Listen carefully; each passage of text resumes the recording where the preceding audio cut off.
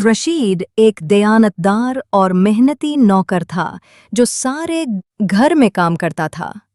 लेकिन मालिक रोजाना उस पर जुल्म ढाता, गालम गलोच करता और छोटे छोटे कामों में तंग करता। रशीद खामोशी से सब बर्दाश्त करता और नौकरी छोड़ने का सोचता। एक दिन रशीद ने फैसला किया कि अब बस हुआ। उसने चुप करके अपने आप को मजबूत बनाया और जब मौका मिला मालिक को उसके ही हथियार से शिकस्त दी।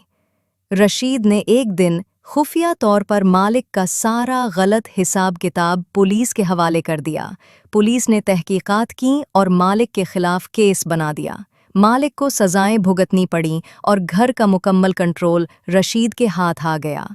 थोड़े अरसे बाद मालिक की बीवी ने रशीद से शादी कर ली और आज रशीद न सिर्फ घर पर हुक्मरानी करता है बल्कि वो अपनी मेहनत की कमाई से खुश भी है।